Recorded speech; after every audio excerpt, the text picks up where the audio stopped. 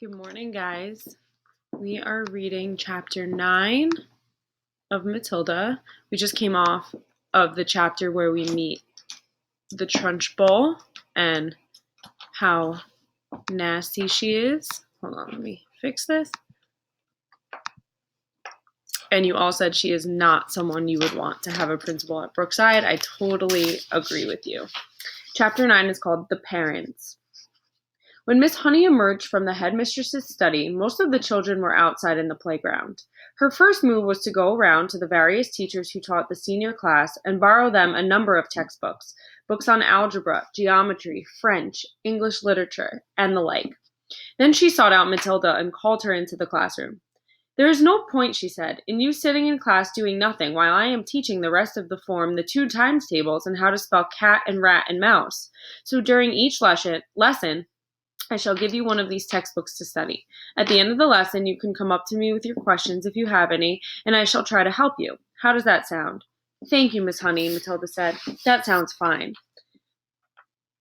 "I'm sure," Miss Honey said, "that we'll be able to get you moved into a much higher form later on, but for the moment the headmistress wishes you to stay where you are." "Very well, Miss Honey," Matilda said. "Thank you so much for getting those books for me." What a nice child she is, Miss Honey thought. I don't care what her father said about her. She seems very quiet and gentle to me, and not a bit stuck up in spite of her brilliance. In fact, she hardly seems aware of it. So when the class reassembled, Matilda went to her desk and began to study a textbook on geometry, which Miss Honey had given her. The teacher kept half an eye on her all the time, and noticed that the child very soon became deeply absorbed in the book. She never glanced up once during the entire lesson. Miss Honey, meanwhile, was making another decision. She was dreading that she would go herself and have a secret talk with Matilda's mother and father as soon as possible. She simply refused to let the matter rest where it was. The whole thing was ridiculous. She couldn't believe that the parents were totally unaware of their daughter's remarkable talents. After all, Mr. Wormwood was a successful motor car dealer, so she presumed that he was a fairly intelligent man himself. In any event, parents never underestimated the abilities of their own children. Quite the reverse. Sometimes it was impossible for a teacher to convince the proud father or mother that their beloved offspring was a complete nitwit. Miss Honey felt confident that she would have no difficulty in convincing Mr. and Mrs. Wormwood that Matilda was something very special indeed. The trouble was going to be to stop them from getting over-enthusiastic. And now Miss Honey's hopes began to expand even further. She started wondering whether permission might not have been sought from the parents for her to give the private tuition to Matilda after school. The prospect of coaching a child as bright as this appealed enormously to her professional instinct as a teacher. And suddenly she decided that she would go and call on Mr. and Mrs. Wormwood that very evening. She would go fairly late, between 9 and 10 o'clock, when Matilda was sure to be in bed. That is precisely what she did. Having got the address from the school records, Miss Honey set out to walk from her home to the Wormwoods' house shortly after 9. She found the house in a pleasant street where each smallish building was separated from its neighbors by bits of garden. It was a modern brick house that could not have been cheap to buy, and the name on the gate said Cozy Nook. Nosy Cook might have been better, Miss Honey thought. She was given to playing with words in that way. She walked up the path and rang the bell, and while she stood waiting, she could hear the television blaring inside. The door was opened by a small, ratty-looking man with a thin, ratty mustache who was wearing a sports coat that had an orange and red stripe in the material. "Yes," he said, peering out at Miss Honey. "If you're selling raffle tickets, I don't want any." "I'm not," Miss Honey said, "and please forgive me for butting in on you like this. I'm Matilda's teacher at school, and it's important I have a word with you and your wife." "Got into trouble already, has she?" Mr. Wormwood said, blocking the doorway. "Well, she's your responsibility from now on. You have to deal with her." "She is in no trouble at all." Oh, Nico's coming to say hi. Say hi quickly, Nico. Okay.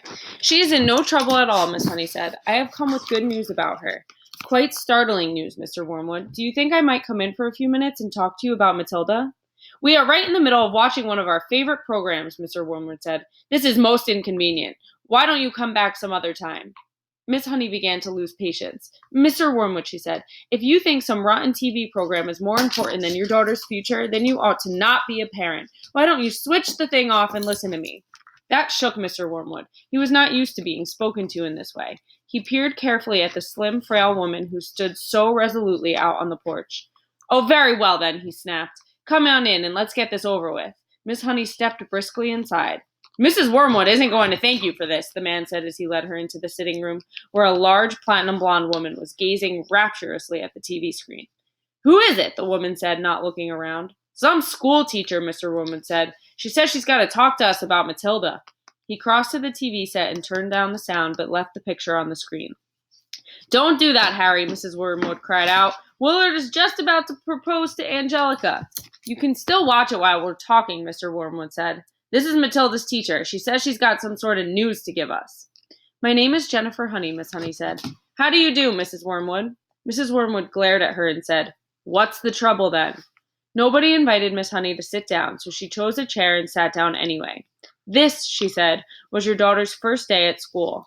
"We know that," Mrs. Wormwood said, ratty about missing her program. "Is that all you came to tell us?"